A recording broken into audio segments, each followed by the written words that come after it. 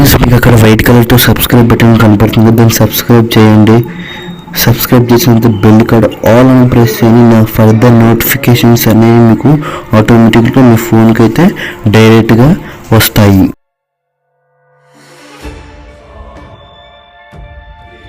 సంక్రాంతికి కింగ్ వస్తే హిట్ కొట్టినట్టే అనే మాటను నిజం చేస్తూ నా సామిరంగ సినిమా అన్ని సెంటర్స్ లలో మొదటి వారమే బ్రేక్ ఈవెన్ మార్క్ ను రీచ్ అయింది. నైజాంలో ఈ రోజుతో బ్రేక్ ఈవెన్ మార్క్ ను రీచ్ అవ్వనున్న నా సామిరంగ సినిమా ఆంధ్రలోని అన్ని సెంటర్స్ లలో ప్రాఫిట్స్ లోకి ఎంటర్ అయింది.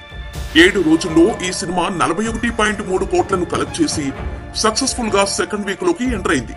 ఈ మధ్యలో రిలీజ్ అయ్యే సినిమాలు పెద్దగా లేవు కాబట్టి నా సామిరంగ ఫైనల్ కలెక్షన్స్ తో బయర్స్ కి బాగానే డబ్బులు మిగిలే అవకాశం ఉంది. హనుమాన్ తర్వాత సంక్రాంతి సీజన్ కు సెకండ్ క్లీన్ హిట్ గా నిలిచింది నా సామిరంగ. అక్కినేని అభిమానుల్లో జోష్ నింపిన నాగార్జున సంక్రాంతికి వస్తే హిట్ కొడతాడు అనే మాటని ప్రూవ్ చేసింది నా సామిరంగ సినిమా.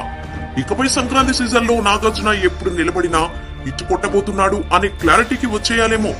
మజ్ను సినిమా నుంచి మొదలు పెడితే బంగారాజు సినిమా వరకు నాగార్జున సంక్రాంతి సీజన్ లో నిలబెట్టిన సినిమాలు ఫ్లాప్ అవ్వలేదు.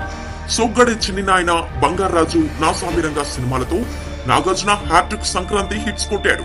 నెక్స్ట్ ఇయర్ బంగారాజు పార్ట్ 3 వస్తుందని కూడా నాగార్జున చెప్పేశాడు.